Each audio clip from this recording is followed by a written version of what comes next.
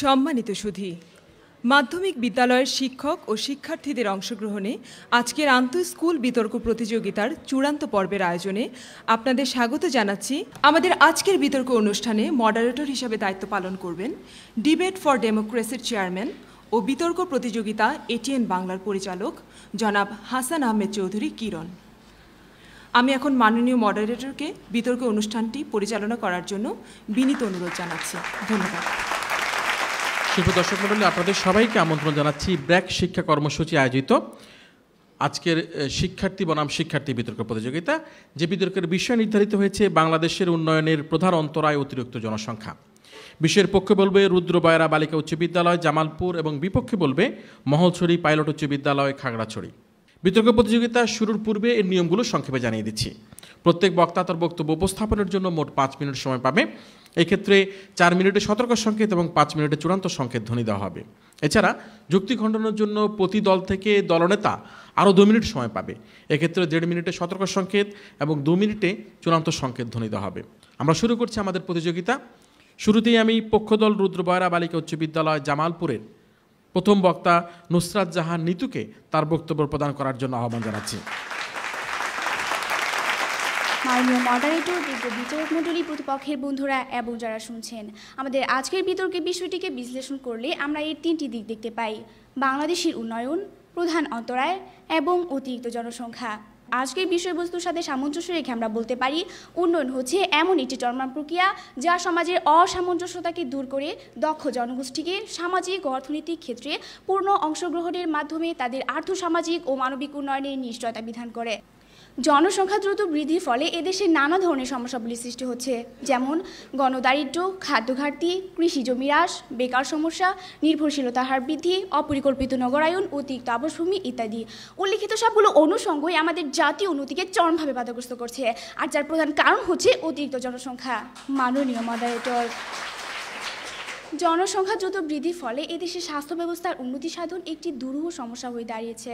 পরিসংখ্যানে দেখা যায় প্রতি 11,000 মানুষের জন্য রয়েছে মাত্র একজন করে ডাক্তার। কিন্তু লক্ষ্য কোন প্রতিপক্ষ, বাংলাদেশে যে হারে জনসংখ্যা বৃদ্ধি পাচ্ছে সেই হিসাবে প্রতি বছর নতুন স্কুলগামী শিশুদের জন্য 7,000 বিদ্যালয় স্থাপন করা প্রয়োজন। কিন্তু প্রতিপক্ষ, আমাদের আছে কি সেই ভূমি, আমাদের আছে কি সেই মূলধন যা দিয়ে আমরা এতগুলো প্রতিষ্ঠান স্থাপন করব? যদি সম্ভব হয় প্রতিপক্ষ, একটি মাত্র কারণ হলো দেখে যাবেন জনসংখ্যা নিয়ন্ত্রণ ছাড়া কিভাবে আপনি একটি সুশিক্ষিত জাতি গঠন করবেন। জনসংখ্যার ঊর্ধ্বগতি আমাদের খাদ্যে স্বয়ং সম্পূর্ণতা অর্জনে প্রধান বাধা হয়ে দাঁড়িয়েছে। বাংলাদেশ পরিসংখ্যান ব্যুরো পরিচালিত জরিপ অনুযায়ী দেশে অক্ষরজ্ঞান সম্পন্ন মানুষের হার 56.7%। এসএসসি পরীক্ষায় উত্তীর্ণ হয় 5.6% এবং উচ্চ মাধ্যমিক ও ডিগ্রি পাশের সংখ্যা যথাক্রমে 3.8 ও 2.3%। যেখানে মাত্র 2.3% ডিগ্রি পাস করার সত্ত্বেও বাংলাদেশ বেকার সমস্যায় জর্জরিত, সেখানে আপনারা কি করে বলতে চান বাংলাদেশের উন্নয়নের প্রধান অন্তরায় অতিরিক্ত জনসংখ্যা নয়? তা আমার বোধগম্য নয়। অধিক জনসংখ্যার চাপে দারিদ্র্য ও অপুষ্টির পাশাপাশি খাদ্য, শিক্ষা ও স্বাস্থ্যসেবা সংকট দেখা দিচ্ছে এবং দারিদ্র্য সহ এসব সমস্যা থেকে বেরিয়ে আসার জন্য জনসংখ্যা নিয়ন্ত্রণের কোনো বিকল্প নেই। তাই প্রতিপক্ষ আর তর্ক বিতর্ক নয়, আসুন আমরা জনসংখ্যাকে নিয়ন্ত্রণ করে ভবিষ্যৎ প্রজন্মের জন্য একটি সুখী, সমৃদ্ধ ও আলোকিত বাংলাদেশ গড়ে তুলি। তাহলেই কেবল সত্যিকারের ডিজিটাল বাংলাদেশ গড়ে তোলা সম্ভব হবে এবং 2021 সালের স্বাধীনতার সুবর্ণ জয়ন্তী পালন অর্থবহ হবে। ধন্যবাদ মাননীয় মডারেটর, ধন্যবাদ সবাইকে। আমরা আহ্বান জানাচ্ছি আমাদের আজকের এই প্রতিযোগিতার বিপক্ষ দল মহলছড়ি পাইলট উচ্চ বিদ্যালয়ের প্রথম বক্তা পূজারী চাকমাকে তার বক্তব্য প্রদান করার জন্য।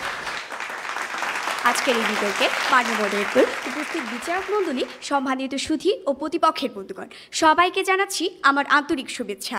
আজকের বিতর্কের বিষয় বাংলাদেশের উন্নয়নের প্রধান অন্তরায় অতিরিক্ত জনসংখ্যা। আমরা স্বীকার করি অতিরিক্ত জনসংখ্যা বাংলাদেশের উন্নয়নে একটি অন্তরায় মাত্র, কখনোই প্রধান অন্তরায় নয়। তবে হ্যাঁ, আপনাদের যা মতাবেক কোনো একটি বিষয়কে উন্নয়নের প্রধান অন্তরায় হিসেবে চিহ্নিত করতে হলে তার নিঃসন্দেহে যোগ্য নেতৃত্বের ধারাবাহিকতার অভাব। কেননা উন্নয়নের পথে যেসব অন্তরায়গুলো বিদ্যমান তা হলো যোগ্য নেতৃত্ব। একটি দেশের উন্নয়ন তখনই অবশ্যই হবে যখন জবাবদিহিতা থাকবে।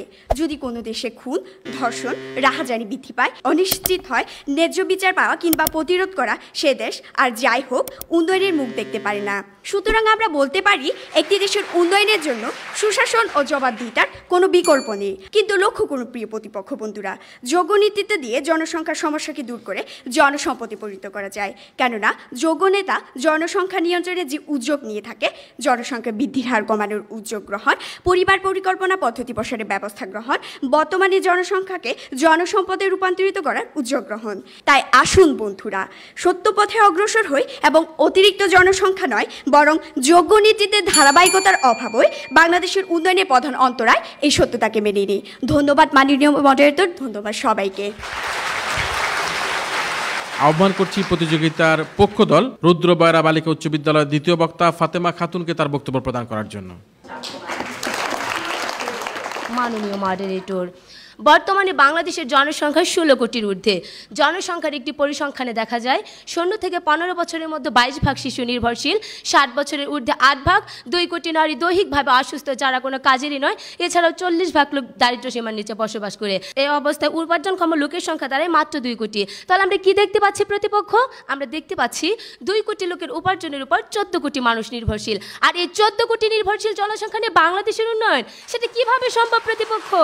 মাননীয় মডারেটর, ভুলে গেলে চলবে না, এটি আমাদের বাংলাদেশ, যেখানে নুন আনতে পান্তা ফুরায়, যে কোনো উন্নয়ন পরিকল্পনা গৃহীত হলে সরকার পরিবর্তনের সাথে সাথে বন্ধ হয়ে যায়, যেখানে পরবর্তী সহিংসতার বড় অভাব, হরতাল এবং আলটিমেটাম দিয়ে কখনো কখনো অচল করে দেওয়া হয় পুরো রাষ্ট্রযন্ত্রকে। ঠিক এই যখন পরিস্থিতি, সেখানে এই বিশাল জনসংখ্যাকে কিভাবে জনসম্পদে পরিণত করে স্বপ্ন দেখছেন প্রতিপক্ষ? এক সময় আমাদের দেশে স্লোগান ছিল ছেলে হোক মেয়ে হোক 2টি সন্তানই যথেষ্ট, কিন্তু বর্তমানে সময়ের দাবিতে স্লোগান পরিবর্তন করে বলা হচ্ছে 2টি সন্তানের বেশি নয়, 1টি হলেই ভালো হয়। প্রতিপক্ষ, সেদিন আর বেশি দূরে নয় যেদিন নীতি নির্ধারকগণ স্লোগান হিসাবে আমাদের সামনে উপস্থিত করবেন 1টি সন্তানের অধিক নয়, না হলেই ভালো হয়। মাননীয় মডারেটর, কৃষি, শিক্ষা, প্রযুক্তি, স্বাস্থ্য, এমনকি পঞ্চবার্ষিক পরিকল্পনা সহ যত পরিকল্পনা আমরা গ্রহণ করেছি তার একটি আলোর মুখ দেখেছি? দেখেনি। কারণ আমাদের শুরুটা যত ঢাক ঢোল পিটিয়ে করা হয়, শেষটা তত সুন্দর ও সফল হয় না। আর এটাই হচ্ছে আমাদের বড় সীমাবদ্ধতা। তাই আসুন জনসংখ্যা নিয়ন্ত্রণে সুপরিকল্পিত পরিকল্পনা প্রণয়ন করি এবং তার যথাযথ বাস্তবায়ন নিশ্চিত করি। ধন্যবাদ মাননীয় মডারেটর, ধন্যবাদ সবাইকে। এবারে আহ্বান করছি বিপক্ষ দল মহলছড়ি পাইলট উচ্চ বিদ্যালয় খাগড়াছড়ি থেকে আগত বক্তা উমেচিং মারমাকে তার বক্তব্য প্রদান করার জন্য। অতিরিক্ত জনসংখ্যা যদি উন্নয়নের প্রধান অন্তরায় হতো, তবে 1971 হতে 2011 পর্যন্ত বাংলাদেশ নামক এই রাষ্ট্রটির মাথাপিছু আয়ের পরিমাণ 818 মিলিয়ন মার্কিন ডলারে বৃদ্ধি পেত না। তৈরি পোশাক শিল্পে বাংলাদেশের অবস্থান গোটা বিশ্বের মধ্যে দ্বিতীয় অবস্থানে পৌঁছত না। যারা তলাবিহীন ছুরির দেশ বলে এদেশকে অপবাদ দিয়েছিল, তারাই আজ বাংলাদেশকে অপার সম্ভাবনার দেশ বলছে। অতিরিক্ত জনসংখ্যা যদি উন্নয়নের প্রধান অন্তরায় হতো, তবে 2021 সালের মধ্যে প্রযুক্তির উৎকর্ষ সাধনের মাধ্যমে বাংলাদেশ ডিজিটাল রাষ্ট্রে পরিণত হবে, এই সম্ভাবনা দেখা দিত না। যোগ্য নেতৃত্বের ধারাবাহিকতা এবং দূরদর্শিতার অভাবে আমরা উন্নয়নের কাঙ্ক্ষিত লক্ষ্যে পৌঁছতে পারিনি, যেমনটি পেরেছে উন্নয়নের রূপকার মাহাথির মোহাম্মদের নেতৃত্বে মালয়েশিয়া, মাও সেতুং এর নির্দেশিত পথে আজকের গণচীন। কিন্তু আমরা যদি বাংলাদেশের প্রেক্ষাপট বিবেচনা করি, তাহলে দেখব স্বাধীনতার 40 বছরের মধ্যে গণতন্ত্রের অগ্রযাত্রাকে ক্ষতবিক্ষত করেছে স্বৈরশাসক ব্যবস্থা, গণতন্ত্রকে পদদলিত করেছে সামরিক শাসকবৃন্দ ও বিভিন্ন সময়ে ক্ষমতালোভী অগণতান্ত্রিক শাসন ব্যবস্থা, যা জন্ম দিয়েছে দুর্নীতি, বিনষ্ট করেছে প্রশাসনিক শৃঙ্খলা, বাধাগ্রস্ত করেছে বাংলাদেশের সামগ্রিক উন্নয়ন। লক্ষ্য করুন প্রিয় প্রতিপক্ষ, এই বেকারত্ব বাড়ানো হচ্ছে কিসের মাধ্যমে? একমাত্র যোগ্য নেতৃত্বের কারণে। আবার আপনারা প্রশাসনের জবাবদিহিতা না করে, দুদকের 40,000 মামলা নিষ্পত্তি না করে, কিংবা দুর্নীতিকে বুকে লালন করে, ধারণ করে ও সর্বোপরি পালন করে উন্নয়নের প্রধান অন্তরায় হিসেবে অতিরিক্ত জনসংখ্যাকে দায়ী করছেন। আপনারা এডিপির 40% বাস্তবায়নে ব্যর্থ হয়ে কিংবা পঞ্চবার্ষিকী পরিকল্পনার 30% অর্থ ভুল পথে ব্যয় করে দারিদ্র্যের জন্য এদেশের জনসংখ্যাকে উন্নয়নের প্রধান অন্তরায় হিসেবে দায়ী করছেন। কোন যুক্তিতে? মাননীয় মডারেটর, আমি এবং আমার দল এদেশের সাধারণ জনগণের পক্ষ থেকে বলছি, বাংলাদেশের উন্নয়নের প্রধান অন্তরায় অতিরিক্ত জনসংখ্যা নয়, বরং যোগ্য নেতৃত্বের ধারাবাহিকতা এবং দূরদর্শিতার অভাব। ধন্যবাদ মাননীয় মডারেটর, ধন্যবাদ সবাইকে। আহ্বান করছি প্রতিযোগিতার পক্ষ দল রুদ্রবয়রা বালিকা উচ্চ বিদ্যালয় জামালপুর থেকে আগত দলের দলনেতা শায়লা ইসলামকে তার বক্তব্য প্রদান করার জন্য। একবিংশ শতাব্দীর চ্যালেঞ্জ মোকাবেলায় মানবজাতি যখন সভ্যতার চরম শিখরে, ঠিক তখনই পরিবেশ আমাদেরকে ঠেলে দিচ্ছে মহাবিপর্যয়ের দিকে, আর এর সাথে মানুষ সংহতি রাখতে সক্ষম হচ্ছে না। ফলে কি ঘটছে? পরিবেশের ভারসাম্য বিঘ্নিত হচ্ছে, আর জনসংখ্যা বিস্ফোরণ এই ভারসাম্য হারানোর একমাত্র অনুষঙ্গ।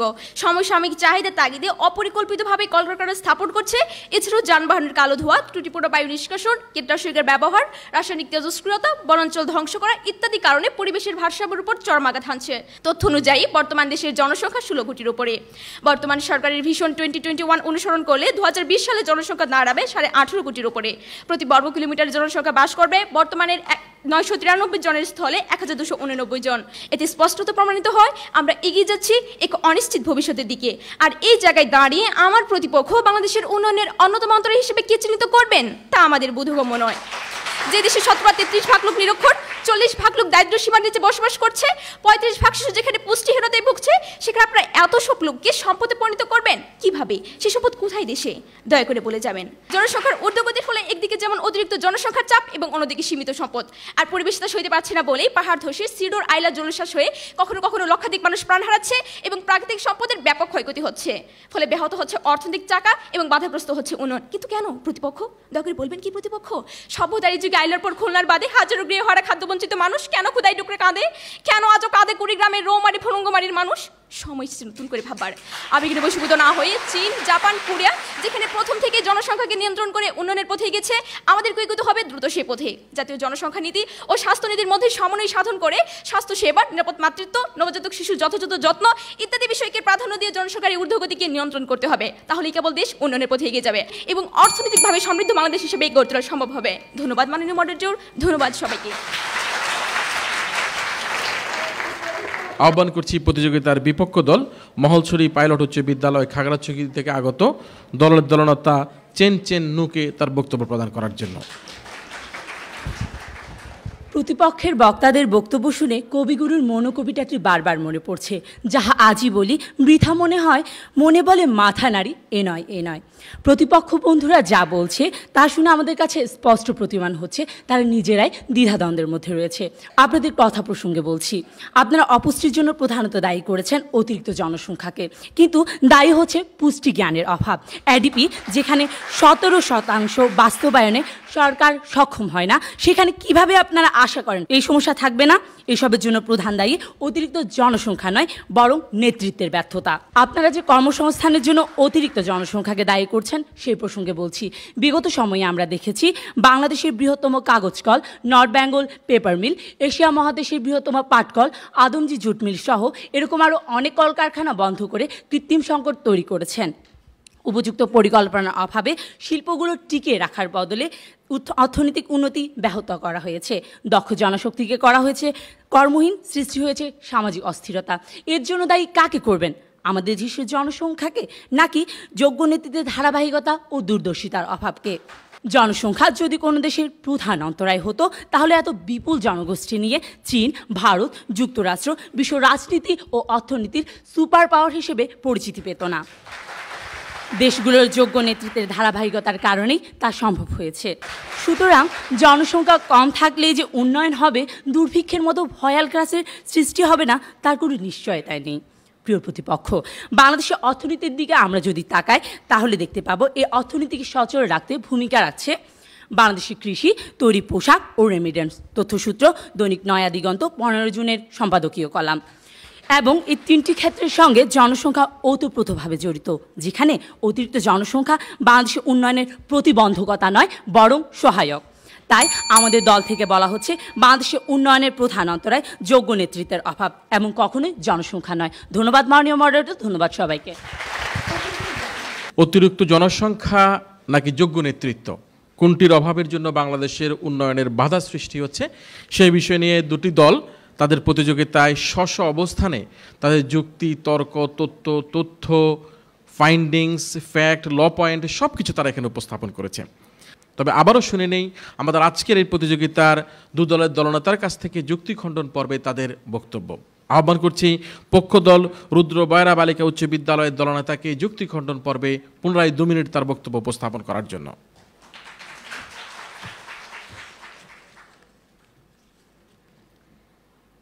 ধন্যবাদ মাননীয় মডারেটর আমাকে যুক্তি খণ্ডন পর্বে সুযোগ দেওয়ার জন্য।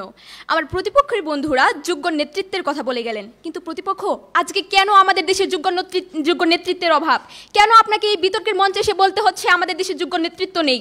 হুসেন শহীদ সোহরাওয়ার্দী, একে ফজলুল হক এবং বঙ্গবন্ধু শেখ মুজিবুর রহমানের পরেও কেন আমরা একজন যোগ্য নেতৃত্বকে পেলাম না? এর প্রধান কারণ হচ্ছে অতিরিক্ত জনসংখ্যা। আমরা যদি এই লাগামহীন অতিরিক্ত জনসংখ্যা নিয়ন্ত্রণ করতে পারতাম, যদি তাদেরকে একটি সুষ্ঠু সুন্দর পরিবেশ নিশ্চিত করতে পারতাম, যদি তাদেরকে মানসম্মত শিক্ষায় শিক্ষিত করতে পারতাম, তাহলে যোগ্য নেতৃত্ব আপনা আপনি সৃষ্টি হতো। এর জন্য আর আপনাদেরকে এই বিতর্কের মঞ্চে এসে চিৎকার চেঁচামেচি করতে হতো না। এছাড়াও আমার প্রতিপক্ষের দলনেতা চীন ও জাপানের কথা বলে গেলেন, কিন্তু প্রতিপক্ষ চীন ও জাপানের আয়তন কত এবং তাদের জনসংখ্যা কত, অপরদিকে আমাদের বাংলাদেশের আয়তন কত এবং বাংলাদেশের জনসংখ্যা কত।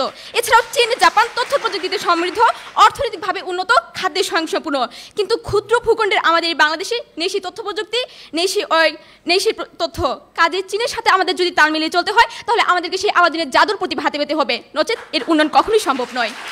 এছাড়াও আমার প্রতিপক্ষের বন্ধুরা অতিরিক্ত জনসংখ্যা এবং জনসংখ্যার ঊর্ধ্বগতিকে সমস্যা না ভেবে একে জনসম্পদে পরিণত করার কথা বলে গেলেন, কিন্তু লক্ষ্য করেন প্রতিপক্ষ ক্ষুদ্র ভূখণ্ডের এই বাংলাদেশে যে হারে জনসংখ্যা বাড়ছে, সে হারে আমরা কি প্রযুক্তিগত ও কারিগরি শিক্ষা ব্যবস্থা বাড়তে পারছি না। এমনকি পারছি না বিশ্ববাজারের চাহিদা অনুযায়ী দক্ষ ও প্রশিক্ষিত মানব সম্পদ তৈরি করতে। আমরা কেন পারছি না? তার অন্যতম প্রধান কারণ হচ্ছে অতিরিক্ত জনসংখ্যা। জনসংখ্যার নিয়ন্ত্রণ করা না গেলে কখনোই জাতির উন্নতি সম্ভব নয়। বিশ্ববাসী সাক্ষী, 1971 সালে 7.5 কোটি মানুষের এই দেশকে আমরা 30 লক্ষ শহীদের এক সাগর রক্তের বিনিময়ে স্বাধীন করেছিলাম, কিন্তু প্রতিপক্ষ আমরা কি এই বাংলাদেশ চেয়েছিলাম? আমরা চেয়েছিলাম সত্যিকারভাবে স্বাধীন এবং খাদ্যে স্বয়ংসম্পূর্ণ, অর্থনৈতিকভাবে সমৃদ্ধ একটি সত্যিকারের সোনার বাংলা করতে। কিন্তু স্বাধীনতার 40 বছর অতিক্রান্ত হলেও আমরা কি তা পেরেছি? অতএব প্রতিপক্ষ, এই যখন অবস্থা, তখন আমি আপনাদের কাছে এই জায়গায় দাঁড়িয়ে একটি শেষ প্রশ্ন রেখে দিতে চাই। শুধুমাত্র জ্যামিতিক হারে বৃদ্ধিপ্রাপ্ত জনসংখ্যার এই ঊর্ধ্বগতিকে নিয়ন্ত্রণ না করে এমন কোনো সহায়ক শক্তির কথা বলে যাবেন যার দ্বারা বাংলাদেশকে স্বনির্ভর স্বয়ংসম্পূর্ণ বাংলাদেশ হিসাবে বিশ্বের দরবারে উপস্থাপন করা যায়। ধন্যবাদ মাননীয় মডারেটর, ধন্যবাদ সবাইকে। প্রতিযোগিতার সর্বশেষে বিপক্ষ দল দলনেতাকে তার আহ্বান করছি 2 মিনিট যুক্তি খণ্ডন পর্বে বক্তব্য প্রদান করার জন্য। ধন্যবাদ মাননীয় মডারেটর আমাকে আরেকবার বলার সুযোগ করে দেওয়ার জন্য। আপনাদের কথার পরিপ্রেক্ষিতে বলছি, আমরা ভালো করে জানি আজকের প্রেক্ষাপট বাংলাদেশ নয়, কিন্তু আপনাদের জানাতে চাই প্রায় সমান অর্থনৈতিক অবস্থান থেকে অন্যান্য দেশগুলো উন্নত অবস্থা করেছে, এবং অবশ্যই যোগ্য নেতৃত্বের কারণে। ভালো কিছু থেকে যদি আপনারা শিক্ষা নিতে না চান, তবে তাতে আমাদের কিছু করার নেই। আপনারা সকলেই বলেছেন বেকারত্বের কথা, বেকারত্বের সমস্যা বাড়ছে বলে প্রতিপক্ষ বন্ধুরা অতিরিক্ত জনসংখ্যায় দায়ী করছেন শুধু, কিন্তু আমরা পত্রিকা খুললেই দেখতে পাই বিভিন্ন খাতে প্রচুর জনবলের ঘাটতি রয়েছে। তথ্য মতে পরিবার পরিকল্পনা প্রায় 39,000 জনবলের প্রয়োজন, তথ্যসূত্র দৈনিক ইত্তেফাক 2 ফেব্রুয়ারি 2011। কিন্তু এই অতিরিক্ত জনসংখ্যার দেশেও কর্মসংস্থানের জায়গা থাকা সত্ত্বেও আমরা চাকরি দেই না। প্রথম বক্তার কথা পরিপ্রেক্ষিতে বলছি, আমাদের দেশে খাদ্যের স্বয়ংসম্পূর্ণতা অর্জন করার সক্ষমতা আছে। বাংলার উর্বর মাটিতে বিজ্ঞানসম্মত আধুনিক চাষাবাদ কাজে লাগিয়ে এটা সম্ভব, কিন্তু খাদ্যের স্বয়ংসম্পূর্ণতা অর্জনের জন্য পদক্ষেপ নিতে হবে কিন্তু সেই নেতাকেই। দ্বিতীয় বক্তার কথা পরিপ্রেক্ষিতে বলছি, অতিরিক্ত জনসংখ্যা যদি সমস্যা হয়, তবে আমরা সেই অতিরিক্ত জনসংখ্যাকে পারি না মেরে ফেলতে, অথবা পারি না অন্য দেশে স্থানান্তরিত করতে। কেননা আমার দেশের মাটি, আমার দেশের পতাকা, আমার দেশের জনগণ আমাদের একান্ত বুকের ধন।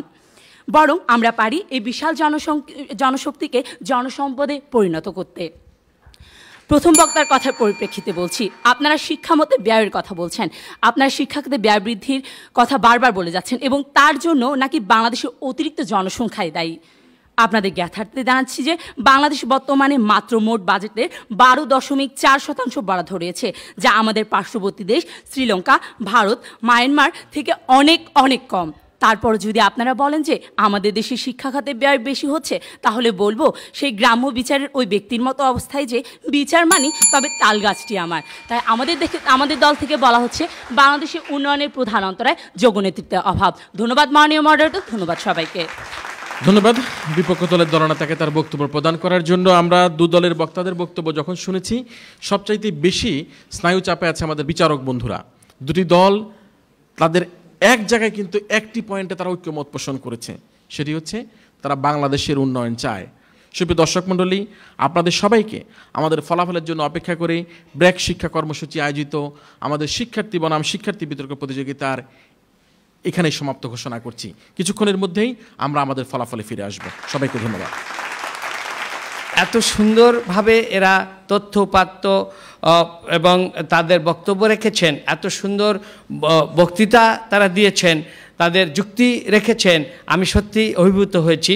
একটি মানুষকে সমৃদ্ধশালী করার জন্য, মানসম্পন্ন করার জন্য, গুণগত উন্নতি সাধনের জন্যে বিতর্ক হচ্ছে অন্যতম একটি পরিপক্ক অঙ্গ। আমাদের আগামী দিনের যে প্রজ্বলিত মশাল যাদের হাতে থাকবে, সেই সব শিক্ষার্থীদের আরও বেশি দক্ষ, আরও যোগ্য, আরও কার্যকর করে গড়ে তুলে আমরা একদিন সেই স্বপ্নের কাছে পৌঁছে যাব, এটাই আমাদের সবার অভিপ্রায়। আমরা আশা করব যে আমাদের মতো করে অন্যরাও এই বিতর্ক উপভোগ করেছে এবং সেটা সারা বাংলাদেশে ছড়িয়ে দেওয়ার জন্য প্রত্যেকেই তার পরিসর থেকে প্রয়োজনীয় উদ্যোগ গ্রহণ করবে। ধন্যবাদ সম্মানিত বিচারক মণ্ডলীকে। আমাদের হাতে তাদের রায় এসে পৌঁছেছে। আমাদের এই গ্র্যান্ড ফাইনাল অনুষ্ঠানে, এই চূড়ান্ত বিতর্ক প্রতিযোগিতায়, ব্র্যাক আয়োজিত জাতীয় বিতর্ক প্রতিযোগিতায়, শিক্ষার্থী বনাম শিক্ষার্থী বিতর্ক প্রতিযোগিতায় আজকের বিজয়ী দল মহলছড়ি পাইলট উচ্চ বিদ্যালয়, খাগড়াছড়ি। ধন্যবাদ জানাই বিজয়ী দল মহলছড়ি পাইলট উচ্চ বিদ্যালয়, খাগড়াছড়ি বিতার্কিকদেরকে। সেই সাথে অভিনন্দন জানাই রুদ্রবড়া বালিকা উচ্চ বিদ্যালয়, জামালপুরের বিতার্কিকদের অত্যন্ত চমৎকার বক্তব্য প্রদান করার জন্য। আজকের এই প্রতিযোগিতায় শ্রেষ্ঠ বক্তা হবার গৌরব অর্জন করেছে বিপক্ষ দলের দলনেতা চেন চেন নু।